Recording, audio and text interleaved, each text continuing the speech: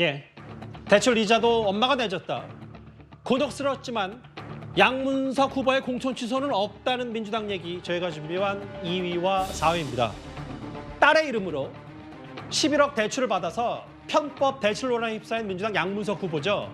민주당은 후보가 개인적으로 대응할 문제라고 하지만 여당은 지금 사기 대출 아니냐, 사기죄 아니냐 총공세를 펴고 있습니다. 오늘 새마을금고 측은 그 현장 자체 조사에 시작했고요. 국민의힘 윤재욱 원내대표 오늘 서울의 새마을금고 본사를 찾아갔습니다. 그 사람이 잘못한 건 맞지만 사기 대출이라고 말하면 고소해버리겠다고 감히 우리 국민들을 협박하고 있습니다. 그거 사기 대출 맞습니다. 대법원 판결 중에 2007도 8사 사고가 있습니다. 거기 보면 그 사람이 말하는 것처럼 설령 새마을 금고에서 얘기하고 했다 하더라도 그거 사기 대출 됩니다. 어디서 약을 팔고 있습니까? 우리가 매일 그 사람을 사기 대출죄로 고발할 겁니다. 이런 사안들이 제대로 국민들에게 알려지지 않으면 새마을금고 중앙회의 대출과 관련된 국민적 불신을 초래할 수도 있다고 봅니다.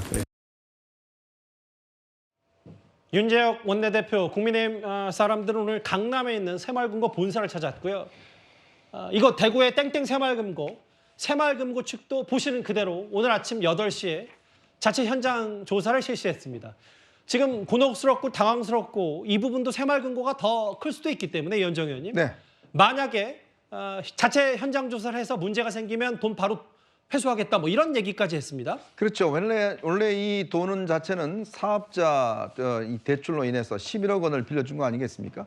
사업자 대출을 하게 될 경우에 일단 뭐 통신업종으로 이제 신청을 했다는데요. 문제는 이제 뭐 여러 가지 옷이나 이런 거를 이제 통신 판매를 통해서 이제 하겠다는 그런 걸 했는 모양인데 문제는 이렇게 돈을 빌려주면 확인 절차를 거칩니다. 즉 뭐냐면 이 돈 자체가 제대로 그 목적에 맞게끔 사용되느냐 쓰여지는데 아마 이제 양문석 후보 측에서 5억 원 상당이 되는 물품 구매와 관련된 확인서를 줬던 모양이에요. 근데 본인 주장하고 상당히 다릅니다. 본인 주장은 11억을 받아서 6억은 이제 대부업체에 갚고 나머지는 친척이나 뭐 지인들에게 빌린 돈으로 다 갚았다. 이렇게 이야기를 하고 있어요.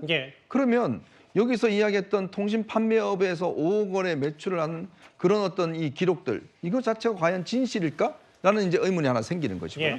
또 하나는 지금 일단 이자를 지금 부모가 갚아줬지 않습니까? 그러면 과연 증여세를 냈는가에 대한 이제 문제가 있을 거예요. 자, 그러면 지금 이제 이 새마을금고 입장에서는 본인들은 대출 지금 캠페인을 한 적이 없다, 프로모션 한 적이 없다라고 이야기를 하는데 양문석 후보 측은 지금 이 대출 이쪽에서 다 알아서 할 테니까 해라라고 해서 그쪽에 요청해서 했다라고 이야기를 하고 있습니다. 서로 상충되는 부분이죠. 그래서 오늘 이제 현장 확인을 한 것은 기본적으로 그 새마을금고 측에서는 우리 대출 프로모션 한 적이 없다라고 지금 주장하고 있습니다. 자, 그렇다면 기본적으로 이 사안 자체가 법률적으로 이제 사기죄에 해당되느냐 여부가 이제 굉장히 중요할 겁니다. 그러면 이 지금 이 사기죄 만약에 불법적인 형태가 이제 짚혀진다 그러면 저는 이거는 굉장히 중대한 문제라고 봅니다. 특히 지금 제가 아까 말씀드렸듯이 일단 사업을 하지 않으면서 사업자 등록증을 내서 11억을 했고 그리고 돈 자체 빌린 돈을 사업 목적 이외에 부동산 구매에 사용했고 자, 딸에게 증여세 딸에게 어떤 대신 갚아주면서 증여세를 내지도 않았고 뭐 등등 이런 것들을 비춰보면 꽤 많은 법률 위반 혐의가 짚혀지는 거거든요. 그렇기 때문에 이건 아마 더 이상 양문석 후보에게 어떤 입장으로 맡긴다? 저는 이거는 쉽지 않을 것 같습니다.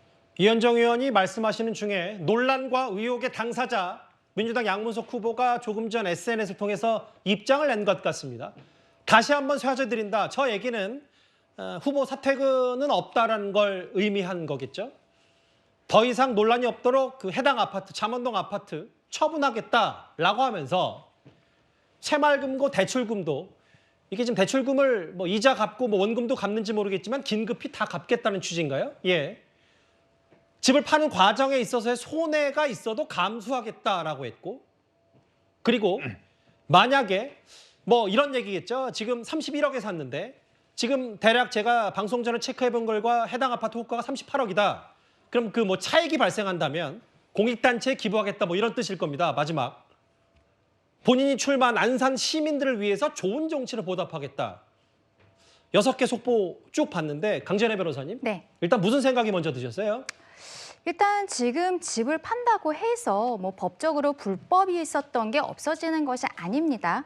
다만 집을 팔고 본인이 반성하는 모습을 보인다면 예. 추후에 이게 재판까지 갔을 때 사기 대출로 재판까지 갔을 때 재판부에서 실형 내릴 것을 집행유예로 낮춰줄 수는 있겠죠. 그렇지만 사기 대출이라는 이 기존에 있었던 불법이 지금 의혹입니다만 이게 없어지는 거 아니라는 거 다시 한번 말씀을 드리고 싶고요.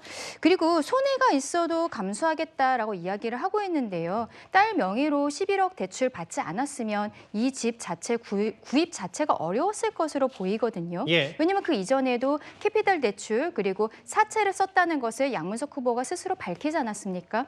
그렇다면 이 11억에 대해서 한 달에 300만 원 이상의 이자를 냈을 것으로 보이는데 예. 1년에 뭐 간단하게 생각해도 한 4천만 원 정도 그러면 4년 정도 됐으니까 1,600만 원 정도의 이제 이자가 되는 1억 6천만 원 정도의 이자를 납부를 했을 것으로 보이는데요.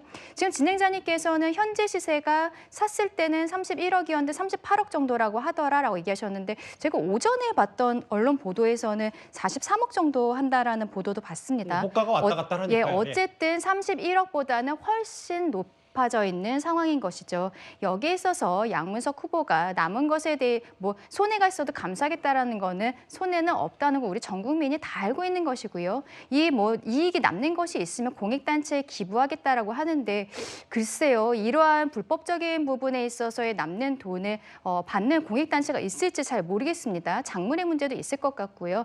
여기에 대해서는 결과적으로 양문석 후보가 본인이 후보직에서 사퇴하지 않기 위해서 이러한 이야기들을 하고 있는 것인데 만약에 뭐 안산에서 당선이 돼서 재판 이후에 뭐 국회의원이 된다고 해도 향후에 수사와 재판은 피하지 못할 것으로 보입니다. 그 조기현 부위원장께 이 질문을 드릴게요. 뭐 본인이 지금 잠원동 살고 있는 아파트, 40평대 아파트를 팔든 안 팔든 그건 뭐 일단 나중 문제라도 오늘 조금 전에 당사자 양 후보 SNS에 올린 글을 보니까 사실 여러 의혹들을 저희가 정리해봤을 때 어떻게 사업한다고 대출 11억 받았고 통신 판매업으로 등록했다. 혹은 새마을금고가 먼저 11억 대출을 제안했다. 뭐 이거에 대해 새마을금고 측은 사실이 아니라고 하고 있으니까. 또 하나. 그러면 강남 집값을 원래 실거래가든 공시지가든 높은 거를 신고해야 되는데 낮은 거 신고해서 10억 낮춰서 올린 거 아니냐 이 부분. 이런 핵심 의혹 답변 없이 그냥 일단 지금 문제와 논란이 되고 의혹이 되니까 아파트 팔고 그 나중에 다 뭐 공익적으로 쓰겠다라는 게 얼마나 받아들일지 저는 그런 부분이 의문이 있어서 어떻게 판단하세요? 글쎄요, 일단 현재로서 할 수 있는 조치는 다 취해보겠다라는 입장인 것 같은데요.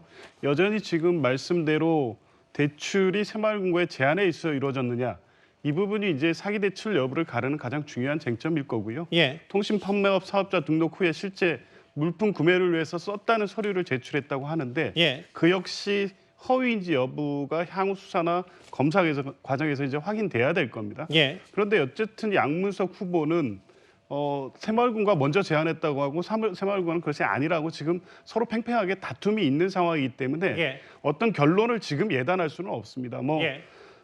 차제 수사가 이루어져서 밝혀져야 될 상황이기 때문에 지금 제기된 논란만 가지고 후보직을 사퇴하는 정도의 상황은 아닌데 다만 국민들 정서에 또 예. 눈높이에 맞지 않은 점은 분명했기 때문에 본인의 사과로도 좀 부족하고 또 대응 과정에서 저 때문에 피해본 사람 없다 이런 식의 대응이 오히려 논란이나 그 감정을 부추긴 측면이 있기 때문에 예. 어떻게든 이런 부분을 무마시킬 수 있는 조치였다고 보고요. 어느 정도 논란 자체를 해소할 수는 없지만 이 자체의 거래에 문제가 있었다는 부분은 분명히 인정한 거기 때문에 예. 오늘 조치 이후에 여론을 좀 더 살펴볼 것 같고요. 민주당에서도 향후 여론 추이를 좀 굉장히 심각하게 바라보고 있는 것 같습니다. 글쎄요, 이제 민주당은 중앙당 차원에서 대응할 일은 아니라고 했고 오늘 양문석 후보가 조금 전에 보신 것처럼 SNS에 사죄 드린다라고 하면서 해당 아파트 팔겠다. 뭐 차익 거두면 뭐 기부 성격도 하겠다라고 얘기를 했는데 그리고 안산 시민들을 위해 좋은 정치로 본인의 논란과 의혹을 보답하겠다고 했는데 글쎄요, 이게 뭐 앞뒤가 맞는 말인지 이거에 대해서는 뭐 여러 시청자분들의 판단에 맡길 수밖에 없겠죠. 그런데 이런 본인이 추가 입장물 말고도 그럼 11억 대출금 엄마, 그러니까 양문석 후보의 배우자가 대신 내줬다는데 이 부분에 대한 해명은 분명히 필요할 것 같습니다. 해당 화면, 목소리 저희가 준비했습니다. 이자는 계속 들어오고 있습니다. 그때 당시에 아마 그 예금 이율 자체가 1%대 2% 초반대 막 이랬지 싶습니다. 그러면은 조선으로 나가는 게 3% 후반대 4%대 뭐 이렇게 나가지 않았을까 싶네요. 지금까지 계속 상환은 제대로 이루어지고 있다. 문제가 있었다 그러면은 뭐 국조 조치가 들어갔었겠죠. 이제 본인도 입장을 냈지만 이제 근본적인 의문점 포인트들에 대해서는 추가 입장이 아직 없는 것 같아서요, 이현정 의원님. 네. 그 월이자 352만 원 정도로 알려진 이 11억 대출금 의자를 아내가 대신 내왔다는데, 뭐 지난번에 얘기했던 그 사업자도 아닌데 사업자 대출 받았다는 게 지난주 금요일 사기죄 정도의 혐의가 있다는 게 여당의 주장이면 이거 증여세 탈루, 편법이 아니라 불법 아니냐, 이 논란에 대해서는 아직 양문석 후보가 답은 없는 것 같거든요. 답을 못 하겠죠. 왜냐하면 뻔히 지금 불법인 것도 본인이 아마 인식하고 있을 겁니다. 왜냐하면 지금 그 딸 같은 경우는 지금 사업자 등록증을 내서 대출하고 난 다음에 어디로 갔냐면 바로 캐나다 어학연수를 떠나버렸어요. 예. 자, 그런 상황에서 이자는 계속 갚아야 되는데 사업 자체는 한 게 없습니다. 그러면 지금 좀 전에 새마을금고 이야기처럼 이자는 꼬박꼬박 냈다는 거 아니겠습니까? 결국 이제 부인이 이제 그걸 대신 내줬다는 건데, 보통 우리가 자녀들한테 이렇게 내줄 때는 증여세 내게 돼 있습니다. 지금 저 공영훈 후보나 양분한 후보도 마찬가지로 다 본인들이 증여세를 내고 그 증여세에 또 증여세를 냈다는 거 아니겠습니까? 이제 그런 방식으로 이제 세무적인 걸 하는데, 문제는 예. 지금 보면 꽤 아마 이자가 많았던 것 같습니다. 자, 그걸 과연 그러면 냈다면 과연 무슨 계약서를 쓴 게 있는 것인지 뭐 등등 이런 여러 가지 논란이 있을 것이고요. 자, 그렇기 때문에 지금 이 집을 팔겠다는 거는 저는 어떤 그 사람이 생각이 나요. 김의겸 의원이 생각이 납니다. 본인 흑석동에 투자를 하고 난 다음에 예. 문제가 되니까 집을 팔아서 뭐 나머지 차익을 갖다가 뭐 기부하겠다는 뭐 그런 방식으로 이야기하잖아요. 예. 아니 투자해서 뭔가 투기해서 다 어떤 하다가 들키니까 아이고 이거 팔겠습니다. 그다음에 공익 제보하겠습니다. 똑같은 패턴으로 지금 대응을 하고 있는 거 아니겠습니까? 그런다고 해서 아무런 죄가 없어진다? 그건 아닙니다. 이미 기수입니다. 즉 사기죄의 기수가 해당되기 때문에 이렇게 팔아봤자 결국 이제 여론에 어떻게 비칠 것인가, 그것 때문에 이제 지금 할 것인데 참 졸지에 지금 이사를 가야 되는 그런 처지가 돼버린 것 같아요. 자, 그러니까 결국은 지금 본인이 문제 만약에 해명을 못합니다. 왜냐, 해명하면 할수록 본인의 어떤 불법적인 사실을 인정해야 되니까요. 자, 그러니까 결국은 집 파는 걸로 지금 여론의 어떤 무마를 하려고 할 것인데, 예. 근데 당에서 과연 이거를 그냥 개인한테 맡겨둘 수 있을까요? 저는 지금 아마 당이 살펴보겠다고 이야기를 하는데, 만약 명백한 지금 불법, 지금 새마을 이 금고가 아마 오늘 조사 내일 하고서 곧 결과를 발표할 거 아니겠습니까? 자체 조사 결과 발표하겠죠. 그렇죠. 만약 거기서 명백한 불법이 밝혀진다 그러면 그때는 어떻게 하겠습니까? 그거에 대한 저는 민주당이 아마 고심이 깊어질 것 같습니다. 그 성춘 부의장님, 근데 이제 본인 해명과는 별개로 오늘 오전부터 사실 새로운 의혹들이 추가로 보도가 좀 많이 돼서, 여기 보면 넉 달 뒤에 캐나다 어학연수 가는 이제 양문석 후보의 딸이 사업자 등록을 했는데 사업자 등록의 명목도 통신 판매업 5억 물품 구입서 등 제출했다. 뭐 서류상으로는 문제가 없는데 결국은 이게 나중에 새마을금고가 자체 조사 결과를 들여다봤을 때 서류는 문제 없다로 실제로 새마을금고도 그걸 확인했는지, 혹은 양문석 후보가 이걸 정말 거짓, 허위 증명을 했다면 이게 본인 스스로가 말하는 아파트를 팔고 안 팔고의 문제를 떠나서 이거 법적으로 들여다볼 문제가 되는 건 아닌지 어떻게 보세요? 방금 말씀하신 그 5억의 물품 구입서 등 제출됐다는 서류가 저는 거의 핵심일 거라고 보는데요. 저는 양문석 후보가 이 최초의 문제가 불거졌을 때 본인이 불거지자마자 불법은 아니고 편법이라고 인정하지 않았습니까? 그러면 불법적인 것이 아니라는 걸 증명하기 위해서 저는 다양한 그 증거 서류들을 제출했어야, 공개했어야 된다고 봅니다. 예. 그중 하나가 저 5억 원 상당의 물품 구입서라고 보고요. 저거에 대해서 만약에 저게 허위였을 경우 매우 심각한 문제로 흐를 수 있는 것이기 때문에 저거에 대해서 선제적으로 공개하고, 지금 또 다른 문제가 되고 있는 게 증여세 관련, 아까 우리가 다뤘던 증여세 관련돼서도 그거에 대해서 그 공개 자료들을 공개하고, 그런 식으로 하는 것이 정상적인 후보의 대응이고, 예. 그 편법이라고 불법이 아닌 편법이라고 주장하는 사람의 정상적 대응인데 당에서도 지켜볼 수밖에 없었죠. 근데 지금까지 양문석 후보가 보여왔던 대응이나 반응으로 봤을 때는 너무 부족하고 너무 부적절한 겁니다. 방금 계속 제기되고 있는 불법적 의혹에 대해서는 하나도 제기하지 않고 그거에 대해서 과도하게 지적하는 언론이 문제다. 뭐 징벌적 손해배상제를 도입해야 된다. 이런 얘기만 하고 있거든요. 예. 그렇기 때문에 조금 그 국민 눈높이에 맞지 않다는 얘기가 계속해서 나오는 것이고, 그리고 또 뭐 이익에 대해서 반환하겠다. 그러면 저는 이익은 아파트를 구입했을 때와 지금 팔았을 때의 시세 차익뿐만이 아닙니다. 이 대출을 갈아탐으로써 인해서 생긴 이익도 있지 않습니까? 원래 대부업체에서 거의 20%에 달하는 이자로 원래 대출을 받았다가 지금 새마을금고에 2%에 달하는 18%의 거의 차이가 나는데, 그 이자 차이도 사실상의 이익이거든요. 그거에 대해서도 어떻게 떳떳하게 뭐 반납할 건지 그런 거에 대해서 구체적으로 반응을 해야지, 이런 식으로 당에게 부담만 주는 지금 행보를 계속 이어가고 있기 때문에 당 차원에서는 어쩔 수 없습니다. 왜냐하면 이 지역구가 사실상 지금 공천에 관해서 뭔가 번복을 하게 될 경우 무투표 당선이 되거든요. 이 지역구에 지금 후보가 2명밖에 없기 때문에 이 초유의 사태를 당이 초래한 거에 대해서 당이 지금 부담을 안고 있기 때문에 지금 당 차원에서는 이걸 어떻게 할 수 없습니다. 그렇기 때문에 후보가 좀 더 적극, 전 오늘 발표한 것도 매우 부족하다고 보기 때문에 예. 추가적인 대응이 필요하다고 봅니다. 그러니까 민주당 소속의 성춘 부의장께서도 여기 저희가 준비했던 이런 의혹이 명쾌하게 해소되지 않으면 뭐 왜 대부업체 2군데에서 빌렸던 돈을 새마을금고 갈아타면서 퍼센트의 차이, 금리 차이로 있었던 뭐 이득 이런 건 또 왜 안 기부하냐 뭐 이런 얘기까지 포함해서 매우 부적절하다는 표현을 쓰신 것 같은데, 여야 할 것 없이 특히 뭐 여기 성춘 부의장도 나와 계셔서 비판하셨지만 그 박용진 의원도 양 후보를 비판했는데 일단 목소리 듣고 오겠습니다.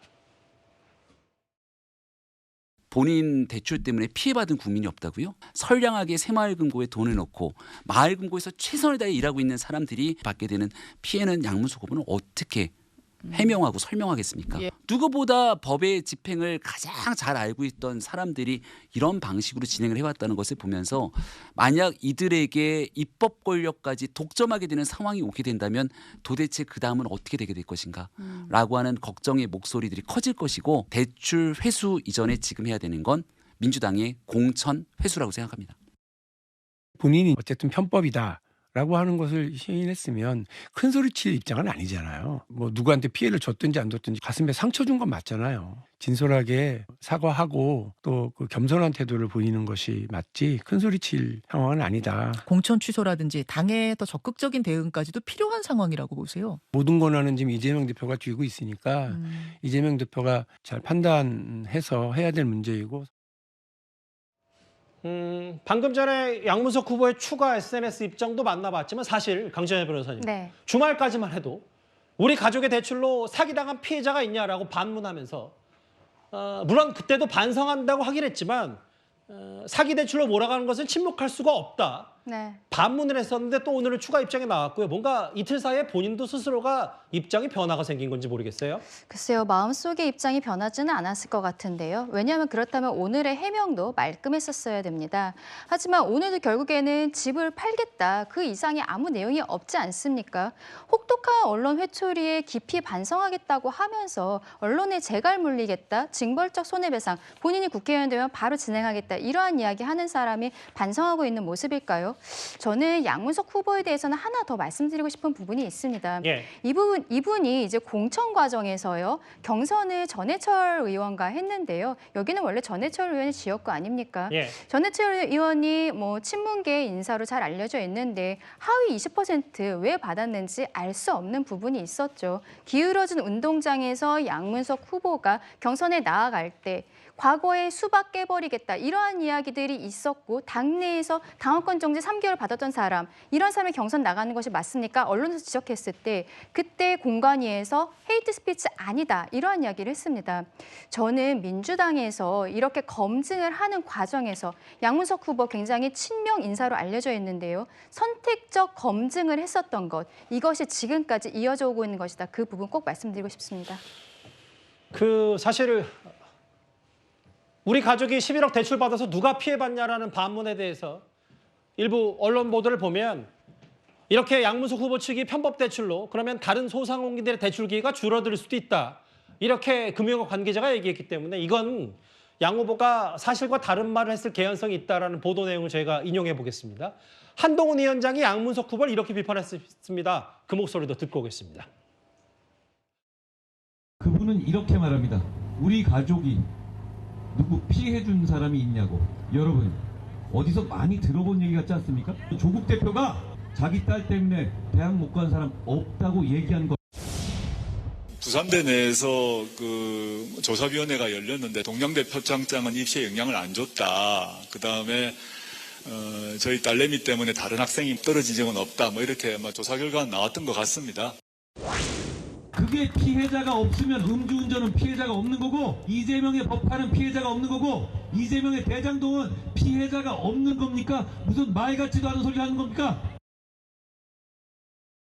사실 본인이 부랴부랴 SNS에 저런 글까지 쓸 정도로 본인 양문석 후보의 이른바 편법 대출 논란, 계속 논란이 눈덩이처럼 불거지고 있는데 지금 개인이 계속 대응하고 있거든요, 이현정 의원이. 네. 그런데 이제 본인도 원래 아까 여러 의문점 가운데 실제 실거래가와 공시지가 가운데 원래 높은 가격으로 신고를 해야 되는데 아니다.